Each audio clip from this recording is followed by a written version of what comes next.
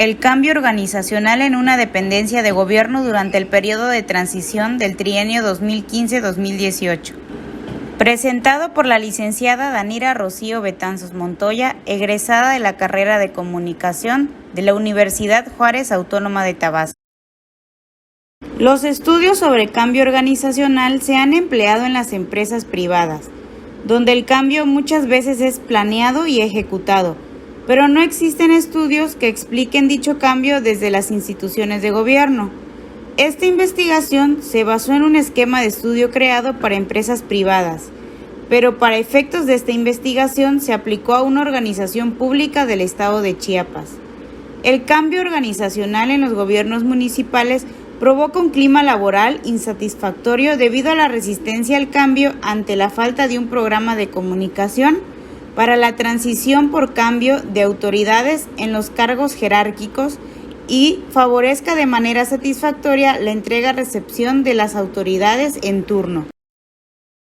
Para entender el cambio organizacional hay que entender también que las organizaciones son consideradas sistemas sociales, pues su estructura básica y la más importante es la de los trabajadores, es decir, su estructura operativa. Estos empleados son seres humanos y por lo tanto seres sociales con la necesidad de comunicarse y convivir con otras personas. Dentro de estos grupos y estructuras existen formas de comunicación que ayudan en el desarrollo de la organización. A esto se le podría denominar comunicación organizacional. Ahora, el cambio organizacional es aquel que se da en las organizaciones, ya sea en su estructura, procedimientos o en su imagen. Se puede dar de forma voluntaria o involuntaria. Durante el cambio existe cierta resistencia por parte de los empleados y generalmente prevalece un clima laboral poco favorable. Este comportamiento no puede ser evitado, pero sí puede darse de forma más rápida, de manera que la organización logre su reintegración exitosamente. Para ello se tiene que planificar el cambio, saber cuáles son las posibilidades de lo que va a ocurrir a través del diagnóstico y luego implementar acciones que ayuden a sobrellevarlo.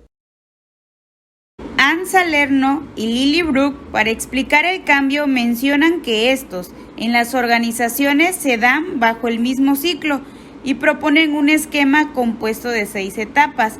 Entre las etapas más críticas durante el cambio, según las autoras, son la etapa 1, que está llena de temor, pensamientos cautos y conducta paralizada. La etapa 2, que tiene duda, resentimiento, pensamientos escépticos y conducta de resistencia, y la etapa 3, donde se presenta ansiedad, confusión e improductividad.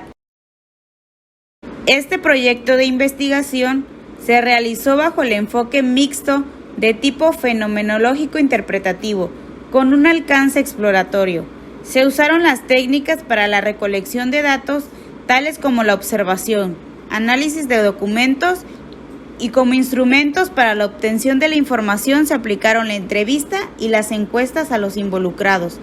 Retomando el esquema antes mencionado, también para evaluar la forma en que los empleados se comportan, los sentimientos que expresan, lo que sienten, su desempeño e interés en el trabajo, y así diagnosticar a la organización y ubicarla en alguna de las etapas para poder comprender qué es lo que sucede con ella. La entrevista se dividió en 2 partes. El primero para identificar los canales de información que se utilizan y la efectividad que tienen. Y la segunda parte para saber, de acuerdo al modelo del análisis del cambio que retomé de Ann Salerno y Lily Brook, en cuál de estas etapas se encontraba la dependencia de gobierno. Como resultado, encontramos que los procesos de diagnóstico, en este caso, estuvo supeditado al cambio de personal por el ingreso del nuevo periodo de administración de acuerdo a las elecciones del 2018-2020, para conocer la situación que en ese momento prevalecía en el trabajo administrativo y colaborativo como dependencia de gobierno municipal, para posteriormente aplicar el instrumento para la recolección de la información a través del cuestionario Procesos comunicativos y de cambio, con opción múltiple y escala Likert, con la finalidad de descubrir el nivel de acuerdo que tienen los empleados con la transición de poderes, además del nivel de importancia y la frecuencia de los medios que en el proceso se utilizan, también para conocer su opinión sobre la comunicación en su área de trabajo. En la categoría de comunicación, en el análisis de cuáles son los medios más usados, El 30% de los encuestados afirmó estar de acuerdo en que el medio más usado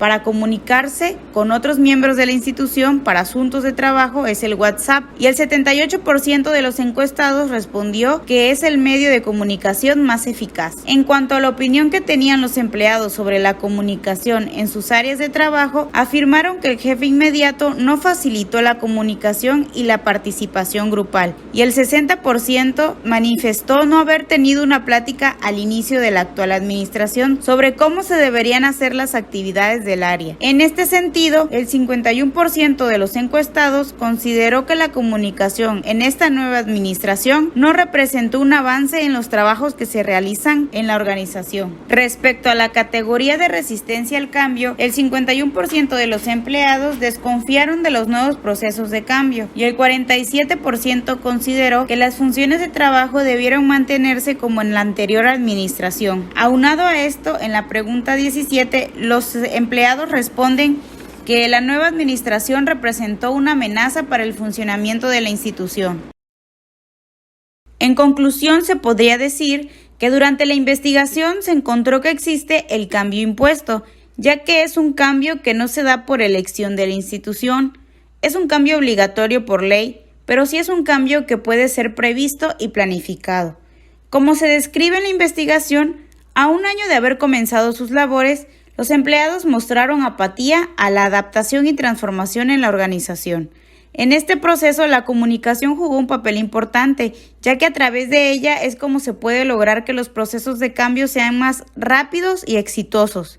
El cambio en la organización se da sobre todo en cuanto a su personal, con mayor influencia en los jefes de área.